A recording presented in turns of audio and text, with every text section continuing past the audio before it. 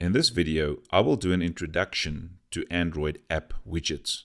So what is App Widgets? App Widgets are miniature application views that can be embedded in other applications such as the home screen and receive periodic updates.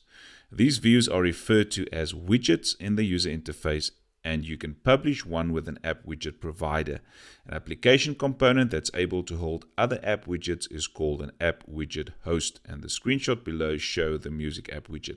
So this is an example of an app widget, and if you go to the developer's website and you go to this specific site, this is a very nice web page that you can go through, and it basically gives you everything that you need to know about Android app widgets. So if we quickly have a look at a phone, I can go to this Android virtual device, hold down on it, and I'll be able to select widgets there. So these are the widgets we're talking about. There's an example on the website of how a widget could look like. And you've also got some examples here. For example, you can get an email widget, or maybe a contact widget, or time widget, or Google Now type of widget, maybe a map, messaging, and so forth that is pre-installed on the devices. So this is a widget. So I see a picture of the widget there, and then I can just hold down and drag the widget and leave it on the home screen. And now it's something small that gives me information about the application. Sometimes people just create normal widgets without basically using an application with it. Okay, so this is App Widgets then. And if you scroll down a bit, they give you information about the basics. How do you declare the app widget in the manifest? Adding some metadata and everything about that metadata. And if you scroll down to creating the app widget layout, and that is how your specific widget will basically look like, you'll see that they give you some app widget design guidelines there in the link. So make sure that you go through that app widget design guidelines. If you look at this heading, creating the app widget layout, you'll also see that you can only use the following layout classes with widgets, and that's the frame layout, the linear layout, the relative layout, and the grid layout. You cannot use any other layouts. And you can also use the following widget classes. Now, if we talk about widget classes, just quickly go to Android Studio. These are the widgets that I can drag to let's say my main activity XML. We're talking about these widgets like the button and the toggle button and whatever, the edit texts and so forth. It's those widgets that we're talking about. So only the following widgets can be used on a widget, on a normal app widget, which is the analog clock, the button, the chronometer, the image button, the image view, the progress bar, the text view, the view flipper, list view, grid view, stack view, and then the adaptive view flipper. And descendants of these classes are not supported. So this is basically the only things you can use, the only layouts you can use, and the only widget classes that you can use when developing your own layout for that specific widget. Then also adding margins to app widgets. I suggest that you go through this part as well. We should add some margins to our widgets. And then you can go down, you can see there's using the app widget provider class. So we're going to look at that app widget provider class now, and there's some explanations on every single one of the methods that can be called inside of that class. And then if you go down a bit more, you'll see that you'll get to a heading called creating an app widget configuration activity. So this is also an important one that you need to go through. We'll quickly have a look at it in Android Studio when we create a new simple, very simple widget. We will see the Android widget configuration activity. So this activity is basically just a configuration activity that runs right at the start when you basically drag your widget to the home screen. This activity will pop up and ask the user for some configurations. So you can go through the rest of this web page. You'll see that setting a preview image and so forth. We're going to look at that now. But there's so many things that you can run through here, and some examples that they give you and so forth. So make sure that you go to this developer website, developer.android.com, and go and have a look at app widgets there. Okay, so in the Android application, which is this one now, I've just created a blank application. There's nothing to it. It's really just a blank application. So if I want to add a widget to any one of my applications, I can do so very easily. So let's say this is the application we've got and we want to add a new widget now. So we'll go and right click there and say new, and if you go down to widget at the bottom, we can choose the app widget. So if you choose app widget, you'll get to this screen. Let me just resize the screen quickly. Okay, so it's not resizable, but in any case, there's the class name, and I'm just going to leave it as new app widget. You can give your widget a name there. It could be anything. So you can give your widget a name, and then the placement, you can choose there the home screen and keyguard, home screen only or keyguard only. So I'm going to go with only the home screen, and then you can set it resizable, and we're going to talk about resizable now, horizontally and vertically, or only horizontally or only vertically, or the user can't resize it. So it's up to you what you want to do here. And normally we would say horizontally and vertically. And then the minimum width in cells, also up to you what you want to do there. And then there's a choice of a configuration screen or not a configuration screen. So if your application needs to maybe, let's say we're talking about a widget that displays news. So let's say the user then will, if you select configuration screen there, it means that the user will probably then, in this example, get a configuration screen where he will need to choose the type of news that he wants on the widget. For example, he could get financial views or news on the widget. He could get some sport news, or maybe world news, or only his specific country's news, or whatever. So then you can basically get a configuration screen where you ask the user what type of data should be displayed on the widget. And then depending on what the user said in the configuration screen, you show him the specific information on the widget. Okay, so for now, I'm going to choose the configuration screen. In the next video that I'm going to do, I'm going to leave out the configuration screen. So let's just choose the configuration screen so that you can see basically what's happening there. And then I'm going to click on finish. And then it creates a lot of coding for you automatically. So let's just quickly step through what happened now when we created this new app widget. The first thing is in the manifest file, you'll see that there's a few things that happened now. You'll see that there's the main activity, there's a new receiver tag, and there's a new activity tag. Now, because we said that we want to have that configuration activity, that activity was created for us automatically with the name new app widget configure activity, and you'll see it's part of your classes there as well. So there's an activity called new app widget configure activity, and that's the activity that will run basically as soon as I drag a widget. So if I go to widgets again, let's say I'm dragging, let's just go with the time one again. If I drag this widget, as soon as I leave it there, it will pop up that configuration activity. So obviously this time widget here does not have a configuration activity. Okay, so that's basically this activity that will run. So there's the activity, and you can see the intent filter there is the app widget configure activity. You'll also see the receiver tag there, and in the receiver tag it refers to a new app widget, and this is this class there, new app widget. And the filter there is it's going to listen for an app widget update. So I'm going to talk about that more now. And then there's also metadata, and in this metadata it basically says your app widget provider is defined in the new app widget info XML file. So you'll see if you go to your resources folder, under layout, you'll see there's two layout files now, one for how your widget will look like, and one for the configuration activity that goes with this one. And then also you'll see there's an extra folder that was created called XML, and if you go into that one, you'll see there's new app widget info that it refers to here in the metadata, new app widget info. Okay, so let's quickly go to the new app widget info. So in the new app widget info, there's a lot of things going on here, and this is the app widget provider. This is basically you can look at this thing as the settings for your widget.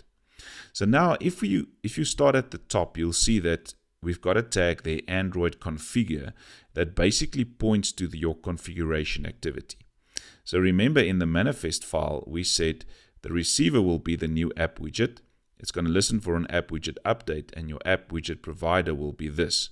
But the activity itself says this one is the app widget configure activity.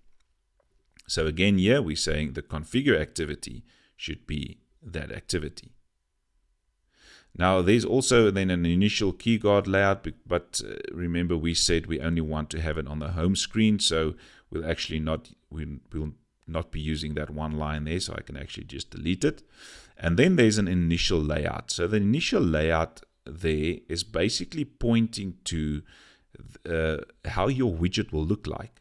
And you'll see it goes to add layout, new app widget. So if we go to add layout and we go to new app widget, there's how my widget's design should look like. So if I double click that, you'll see I've got this, just like designing a normal activity or whatever, you've got this specific XML file where you can design your layout for your widget.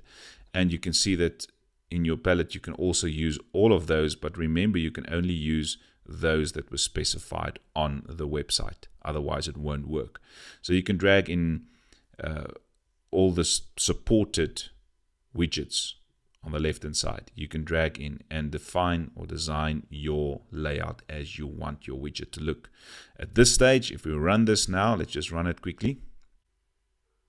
Okay, there you can see the activity is running. So this is just showing the normal activity. But if we go outside now, let's just go to a new screen there, and I hold in, I go to widgets, you'll see there's my basic widget video. So you can see there's a picture there that it's showing, just showing example.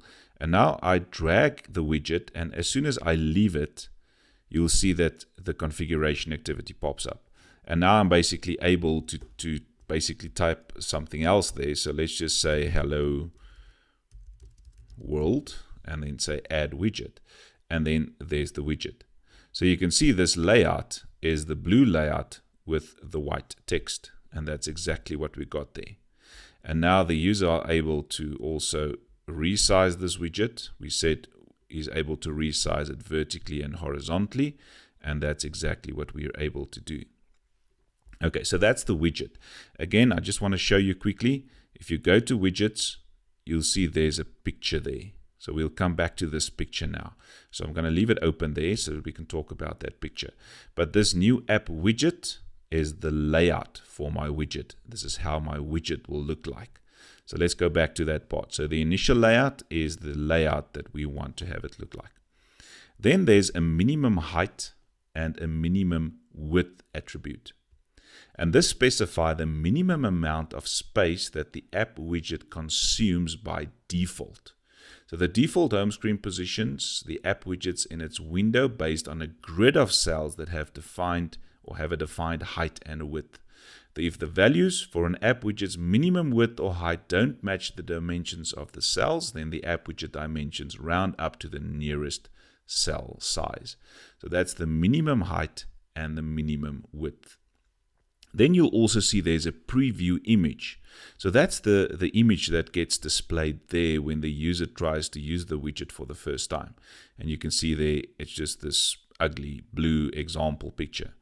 So you can see there it refers to add drawable example app widget preview. So if I go to the drawable folder, you can add your own picture there for that specific widget and just reference it there, and you'll have another picture there. So you can see there's the picture, and it's this same picture that we're seeing there when trying to select the widget. Okay, so that's the widget, or the picture for the widget. Let's just remove it. Right, then we get to the Resize Mode. Now the Resize Mode attribute specifies the rules by which a widget can be resized. And you must use this attribute to make home screen widgets resizable horizontally, vertically, or on both axes. So users touch hold the widget to basically show its resize handles, and then drag the horizontal or the vertical handles to change the size on the layout grid. And the values for this resize mode, we said it should be resizable horizontal and vertical. So the values that you can choose here will be horizontal, vertical, none, or both of them. And this is basically what we said here. If I drag this to the home screen, we're going to get that example again. and now the user is able to hold on or basically just hold in on it, and then we can resize it vertically and horizontally. Okay, so let's go back again. So then that's the resize mode. Now in the as part of the resize mode, we can also go and say Android, and then we can specify a minimum resize width and a minimum resize height.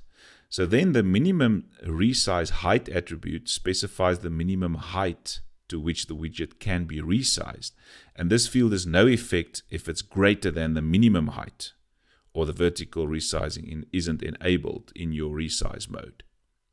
So, and then obviously the minimum resize width is the same thing. It specifies the minimum width to which the widget can be resized.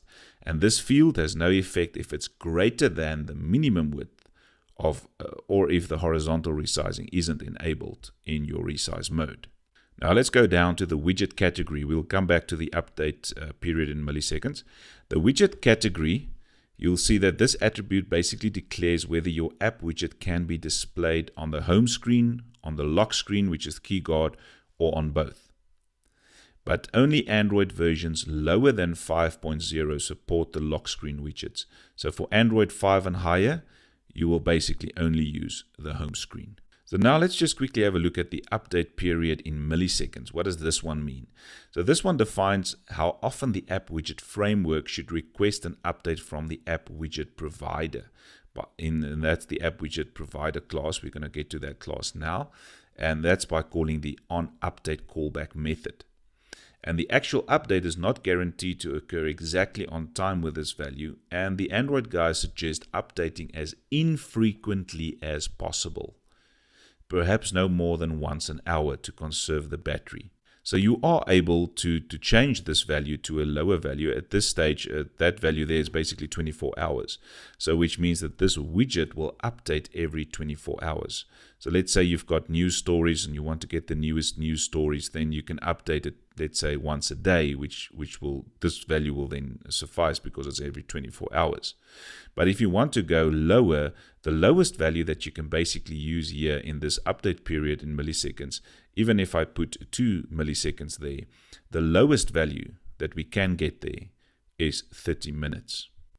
So if you want to update your widget less than every 30 minutes, you will need to go and have a look at the Alarm Manager class, which is also explained on that website. Okay, so this is basically the app widget provider and the settings around that. So that's just basically how should your specific widget, how should it behave, and how should it look, and the preview image and the resize mode and so forth. So this is everything in the app widget info. So remember then that your initial layout is there, the configuration activity, and whether it's home screen, when should it update, and so forth. So let's just go back to update period in milliseconds. Let's go to the app widget provider, which is this new app widget, and you can see it extends app widget provider. And inside of this method, you'll see there's the onUpdate method. So if you say here, update period in milliseconds should be 24 hours or 30 seconds, or not 30 seconds, 30 minutes, or whatever your update period in milliseconds is, it means that if I say every 24 hours, it means that every 24 hours it will go to the app widget provider and run this onUpdate method. So you'll see there's a few methods there. There's an update widget, there's an onUpdate method, there's an ondeleted method, onenabled, ondisabled. So this update app widget is the method we use to update the widget. In onUpdate runs. Let's just talk about when onUpdate runs. In your new app widget info, obviously it will run every time that you've indicated it there.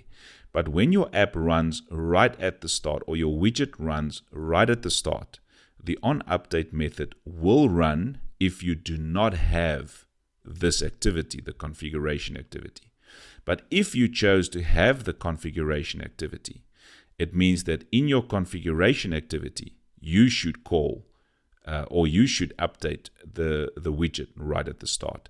So if you do not have a configuration activity, the onUpdate method will run as soon as you drag your widget to the home screen. And then from there, it will run every let's just go back to that one, every 24 hours, 30 minutes, or whatever you've indicated there. Okay, so this is a very important class, this app widget provider.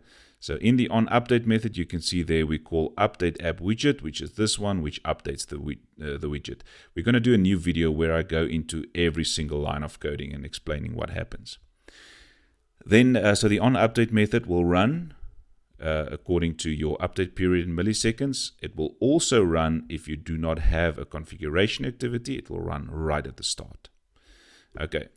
Then the onDeleted method, so when the user deletes the method, then you can show a message to the user, thanks for using the widget, or whatever you want to do there. So that this method basically runs as soon as I remove a widget from the home screen. So if I remove it there, that method gets run.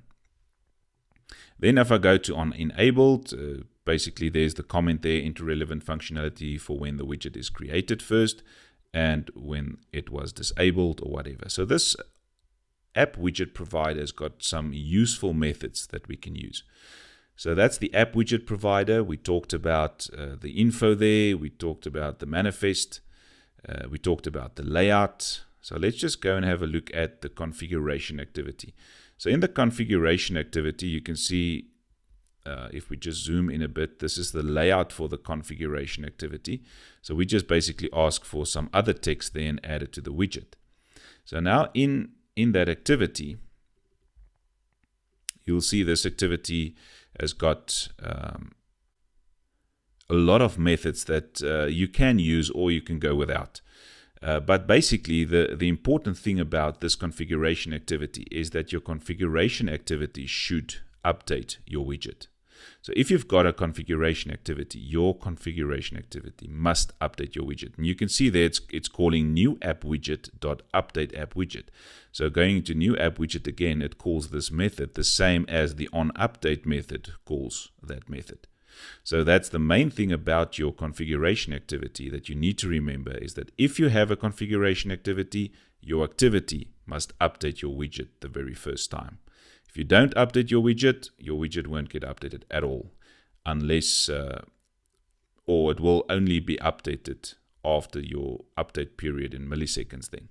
So if you set that to 30 minutes and you drag in your new widget and you haven't updated it in your configuration activity, you will only see your widget or data on your widget after 30 minutes then. So that's very important to remember. Your configuration activity must update your widget. So there they do that. So this is just some sample code that was generated. We'll get to how this works and so forth in the next video. This is just an introduction on how does this thing work.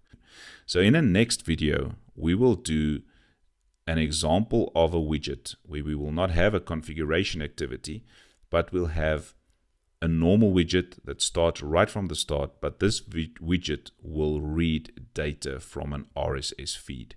So that's the next video that I'm going to do, maybe in a series of videos, but we'll explain in detail how a widget works and how we can update that widget. Also, how can we, when we run the widget, get some data online and then show it on the widget.